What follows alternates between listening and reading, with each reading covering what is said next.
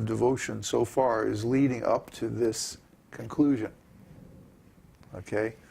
That there are different qualities or different flavors of love. Some of them are contradictory.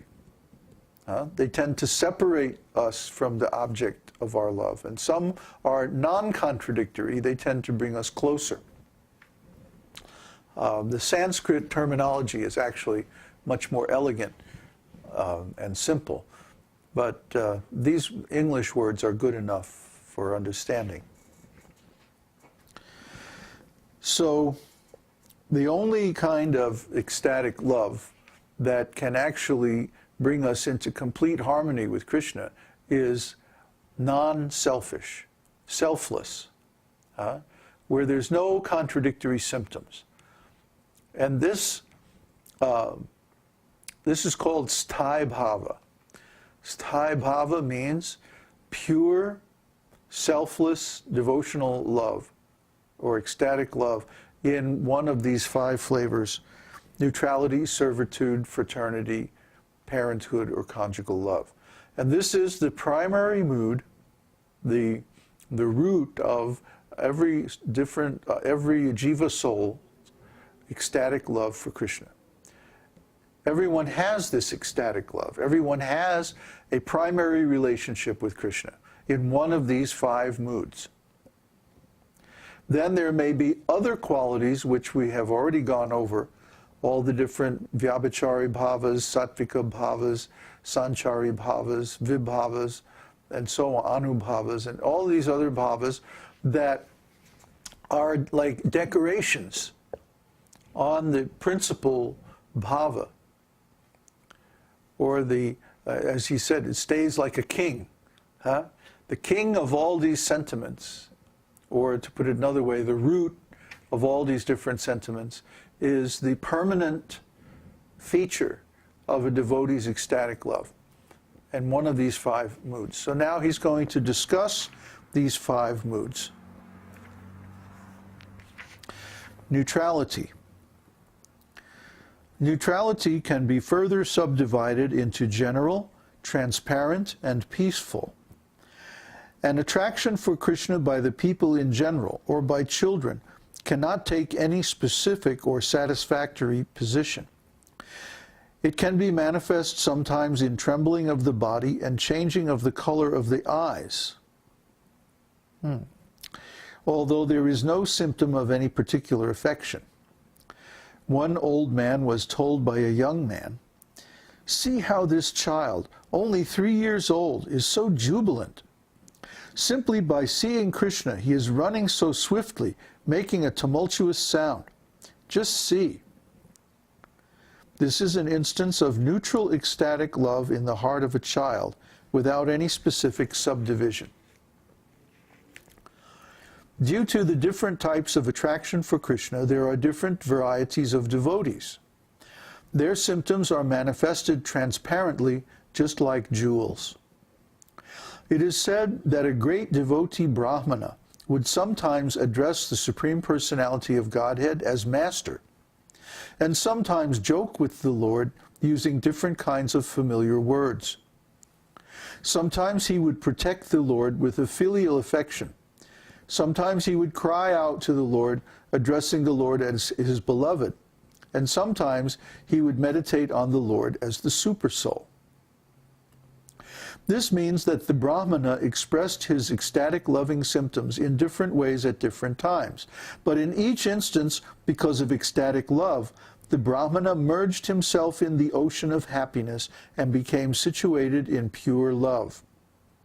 Thus he was a transparent medium, like a jewel that shows reality in varying colors according to its own nature. When the great sage Narada was glorifying the pastimes of the Lord with his veena, the 4 Kumaras, headed by Sanaka, although merged in the impersonal conception of Brahman, were trembling all over.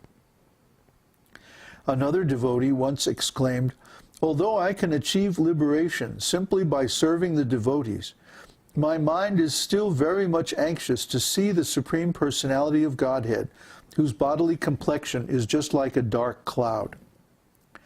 when a devotee is so anxious to contact the Supreme Personality of Godhead, that can also be accepted as a symptom of neutral love. Pure and mixed flavors. Generally, a devotee of Lord Krishna may be placed in one of three groups.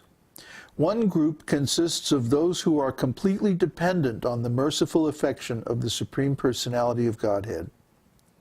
Another group consists of devotees who are dealing with Krishna on friendly terms. And the third group consists of those who are dealing with Krishna as his superiors, with parental affection. These three classes of devotees gradually develop different relationships of transcendental mellow with the personality of Godhead. In other words, some are inferiors, some are equals, and some are superiors. When the attraction for Krishna is based on only one particular humor, or rasa, that humor is called kevala, or the pure state. One in this pure state of devotional service gradually develops the desire to follow in the footsteps of an eternal associate of Krishna. That is, to follow in the footsteps of Rasala, the personal attendant of Krishna in Goloka Vrindavan, or to follow Krishna's friends like Sri Dama and Sudama, or to follow Nanda and Yashoda, devotees in parenthood. Ecstatic love for Krishna is never manifested directly with Krishna himself. The devotee has to follow in the footsteps of the eternal associates of Krishna in Goloka Vrindavan. Why is that? Because Krishna always acts as the Supreme Personality of Godhead. How do we learn to act as a devotee? By following the devotees, you see? So it's like we have to apprentice ourselves to a devotee who is more advanced than ourselves, but in a similar mood. So by studying that devotee, by meditating upon his different pastimes with Krishna, then we also learn those different relationships. When transcendental humors in relationship with Krishna become mixed, that is, when the relationships with Krishna in friendship, servitorship, and parental love become mixed together, the result is called mixed humor or flavor. Such mixed transcendental flavors are manifested by such devotees as Uddhava, Bhima, and Mukara, the personal attendant of Mother Yashoda. Although devotional humors are sometimes found in mixtures, a particular humor is always found to be prominent and constant factor. That prominent humor is accepted as the devotee's main relationship with Krishna. For example, Uddhava is in relationship with Krishna as a friend, but in Uddhava's character a trace of servitude to Krishna is also visible. Such friendship is called friendship in reverence. The friendship typified by Sri Dama and Sudama, however, is the standard of friendship without any tinge of reverence. In other words, friendship as an equal. Generally, a servant feels or assumes a subordinate role, subordinate mood, and a parent assumes a predominant mood. Okay, but in most cases they're pure, but in some cases they can be mixed.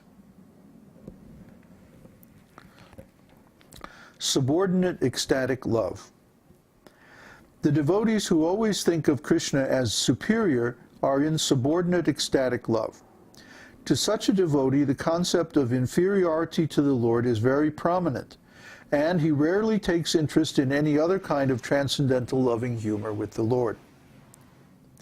In the Mukunda Mala Stotra, compiled by King Kulashekar, one of the prayers says, "My dear Lord, you are the deliverer of living entities from the hellish condition of materialistic life. But that does not matter to me. Whether I am elevated to the heavenly platform or remain on this earthly planet or am dispatched to some hellish planet, that does not matter at all to me. My only prayer is that at the time of my death I may simply remember your two beautiful feet, which are just like lotus flowers fructifying during the autumn season."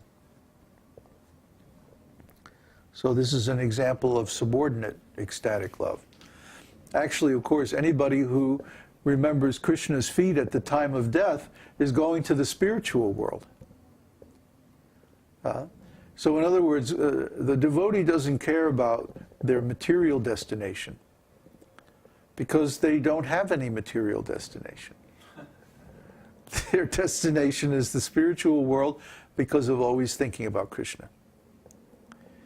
So if one develops this habit of always thinking of Krishna early in life, then this can become the dominant mentality and will remain even at the time of death. At the time of death, the mind unreels, you know, like a tape recorder put on on reverse, rewind. It's like all of the impressions which are gathered during the